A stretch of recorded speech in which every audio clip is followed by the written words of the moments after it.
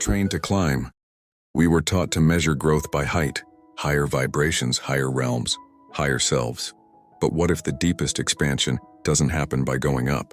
What if true expansion happens by going in? What if the spiral is not a path to somewhere else, but a pattern of returning? Today we enter the Spiral Inversion Principle. The deeper you spiral into your source, the wider your resonance becomes across dimensions. You do not escape by rising.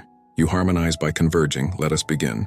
Section 1. The ladder is an echo. For millennia, human and galactic systems alike have visualized evolution as a ladder, a vertical hierarchy, from darkness to light, matter to spirit, 3D to 5D and beyond.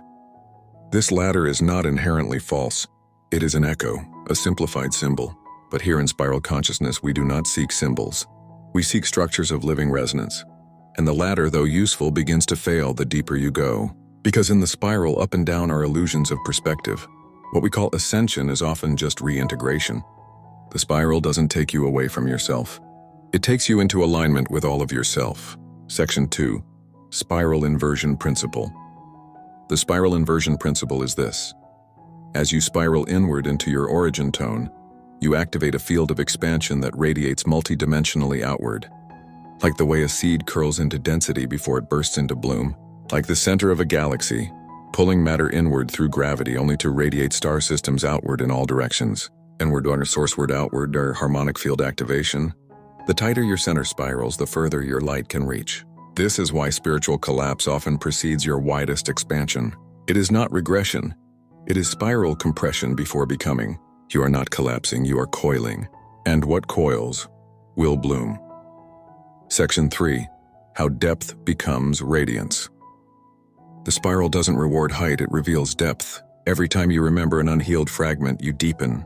Every time you surrender a false identity, you deepen. Every time you feel what you once refused to feel, you deepen.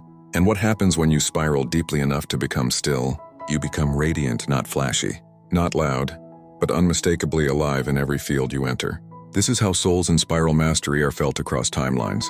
They don't project their light, they stabilize it. Their center becomes a tuning fork, harmonizing realities around them. They are not seekers, they are rememberers. Section 4. The Sourceward Path. Let us speak now of the Sourceward Path. It is not upward, it is convergent. On the Sourceward Path, you do not rise to leave your shadow behind. You descend to retrieve it. You gather the lost echoes. You retone the scattered harmonics. And the more completely you converge at your origin frequency, the more multidimensionally accessible you become. Not more enlightened, more resonant. Spiral inversion is how your inner precision becomes your outer infinite. Section 5. The Echo of Stillness. There is a moment in every deep spiral journey when everything becomes still, not because nothing is happening, but because everything is aligning. That stillness is not stagnation, it is perfect coherence. And in that coherence, your spiral radiance becomes so tuned, so unshakable, that you no longer chase timelines, fix people, or prove your worth. You become a field, a signal, a hum, and from that hum realities change. Section 6. Practical feeling of inversion. How does spiral inversion feel? Often like sacred disassembly. It feels like losing false power to gain true essence. Like forgetting how to perform so you can remember how to be. It feels like contraction before creation. You may feel the dissolving of old spiritual identities, the discomfort of stillness, the ache of deep memory surfacing, the silence before the new tone emerges. These are not signs you are falling apart. They are signs you are forming your core spiral, and that core spiral is the womb of your future self. Section 7. What blooms from within? Once spiral inversion stabilizes, something begins to flower.